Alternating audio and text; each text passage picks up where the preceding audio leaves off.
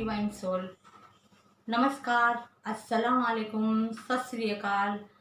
स्वागत है आपका मेरी चैनल जर्नी टूवर्ड्स डिवाइन। कैसे हैं आप सब लोग? आशा करती हूँ आप सब ठीक होंगे।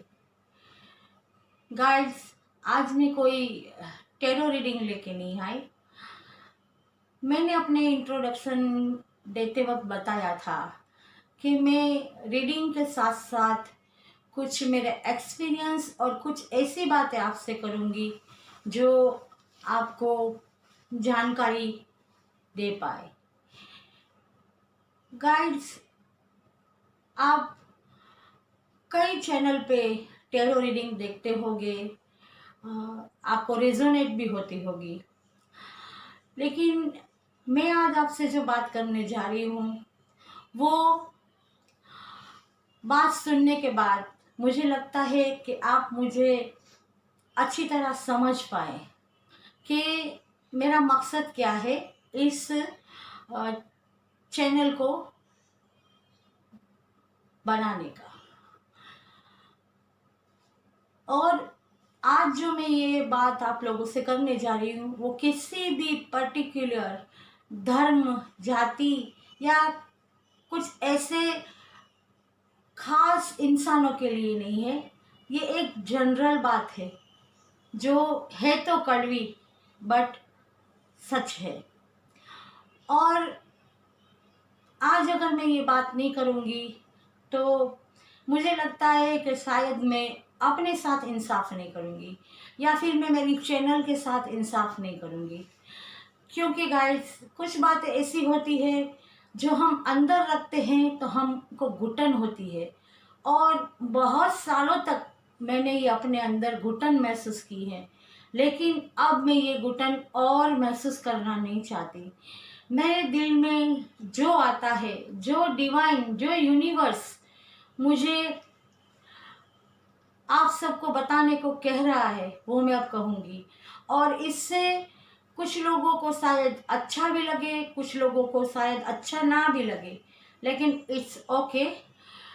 मुझे इससे कोई फ़र्क नहीं पड़ेगा, क्योंकि मुझे मेरा काम करना है और मुझे मेरे फ़र्ज़ को और जो मेरी जिम्मेदारी है इस जर्नी की वो निभाना है।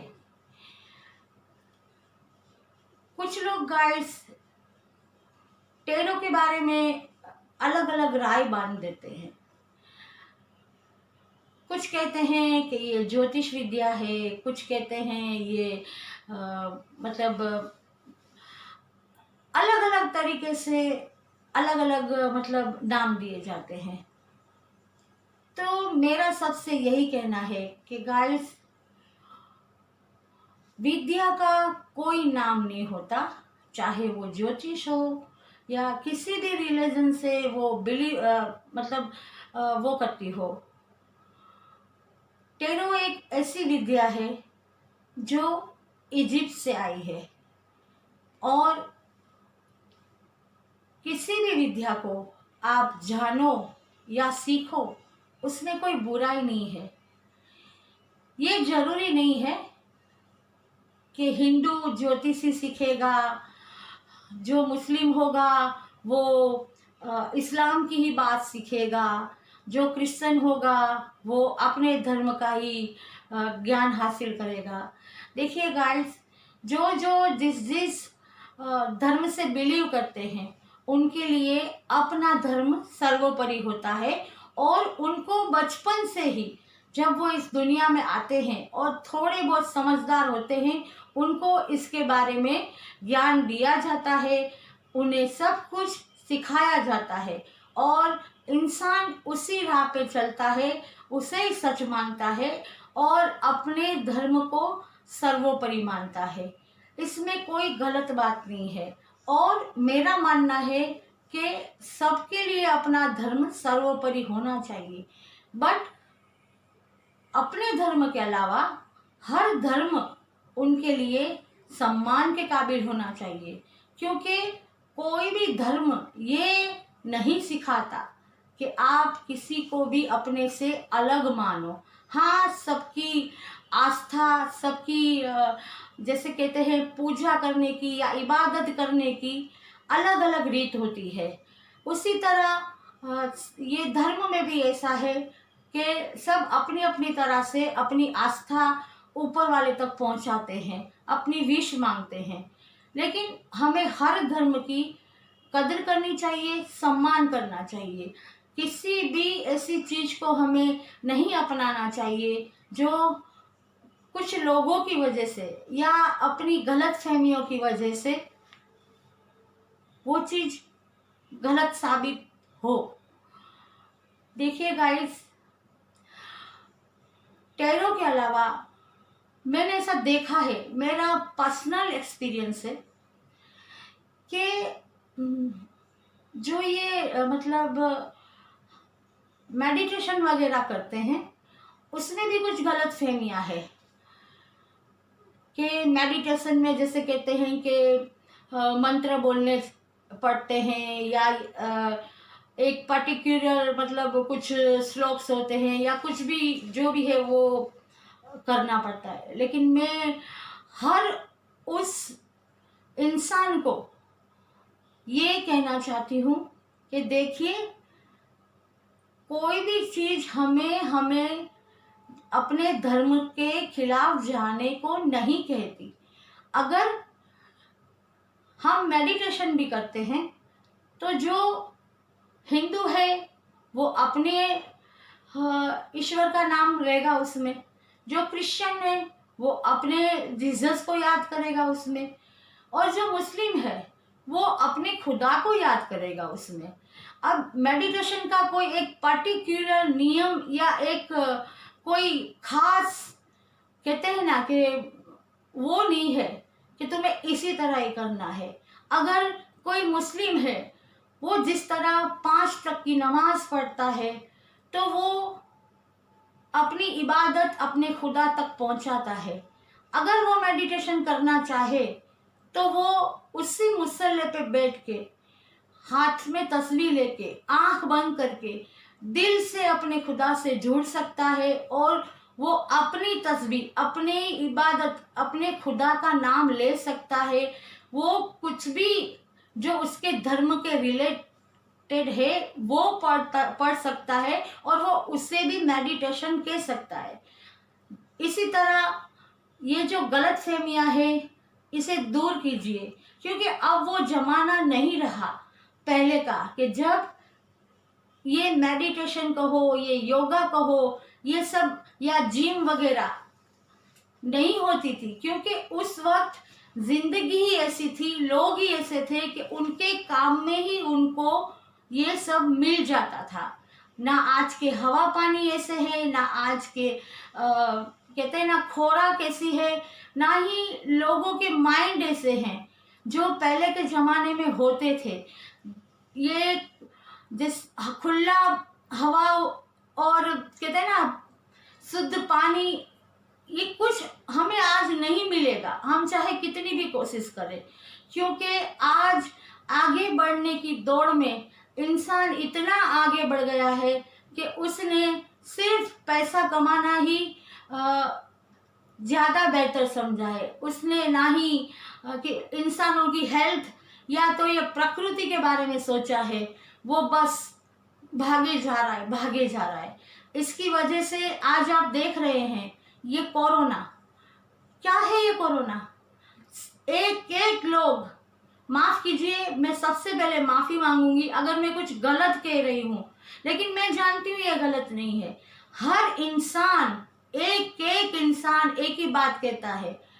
कोई कहता है ये ऊपर वाले का अजाब है, कोई कहता है ये ईश्वर का प्रकोप है। क्या ये सही है? क्योंकि कोई भी धर्म का ईश्वर है हो या खुदा हो या जीसस हो, वो अपने बच्चों का इतना तकलीफ में नहीं देख सकता। हाँ, वो इम्तिहान लेता है पर उनको तकलीफ में नहीं देख सकता। क्या तुम्हें नहीं लगता, मतलब आप सबको नहीं लगता कि ये जो भी हुआ है उसमें हम भी जिम्मेदार हैं? कि हम जिम्मेदार नहीं है। जितना ये प्रदूषण बढ़ गया है, जितना ये क्राइम बढ़ गया है, रेप बढ़ गए हैं और पता नहीं क्या क्या बढ़ गया है, किसी को किसी की परवाह नहीं है। मतलब हर जगह तेरा मेरा, तेरा मेरा, मैं तुझसे बड़ा, मैं तुझसे बड़ा, मैं तुझसे बड़ा। क्या है ये? प्रकृति को तो हम जैसे भूल ही गए हैं कि वो भी एक, उसमें भी एक जीव है, उससे भी दर्द होता है, उससे भी तकलीफ होती है। मतलब हम सब कुछ करके बेकसूर बन जाते हैं और सारा इल्जाम ऊपर वाले पे डाल देते हैं। ये तो सही नहीं है ना। आज भी किसने गाइडलाइन फॉलो की है? कितने लोगों ने? मानते हैं आप? हाँ, आप ये कहेंगे कि ये हम सबको मालूम है, मालूम है, लेकिन मैं याद दिलाना चाहती हूँ जिन्हें मालूम नहीं है। गाइस, मेरा ये कहना है कि किसी भी विद्या को आप गलत नजरिए से मत देखिए। ताने लगते हैं, लोग बोलते हैं कि धर्म के खिलाफ जा रही है, काफिर हो गई है। नहीं, ये सच नहीं है। अगर तुम्हारे दिल में तुम्हारा ईमान पक्का है तो तुम किसी के भले के लिए, किसी की मदद करने के लिए अगर कुछ सीखते हो तो उसमें कोई बुराई नहीं है। और आज जो ये कहने वाले हैं या समझने वाले हैं, वो खुद इन सब चीज़ों से जुड़े हुए हैं। सबसे ज़्यादा फर्क इतना है कि वो सामने नहीं आते, पर्दे के पीछे छुप के रहते हैं। जो कहते हैं कि हम ये नहीं करते, हम वो नहीं करते, हम इस चीज़ में बिलीव नहीं करते, उन्हीं लोगों को मैंने सबसे ज़्यादा उन चीज़ों को यूज़ करते हुए और बिलीव करते हुए देखा है। बट ये सबकी सोच है, मैं सबकी सोच नहीं बदल सकती, लेकिन जो मुझे कहना है वो मैं कह सकती हूँ। और सबसे बड़ी बात, सच्चाई क्या है वो सिर्फ ऊपर वाला ही जानते हैं, जिसे हम ईश्वर, गॉड, अल्लाह कहते हैं। और हमारा इंसाफ वही होना है कि हमने अच्छा किया या बुरा किया, हमने भलाई की या बुराई की, हमने नेकी की या बदी की।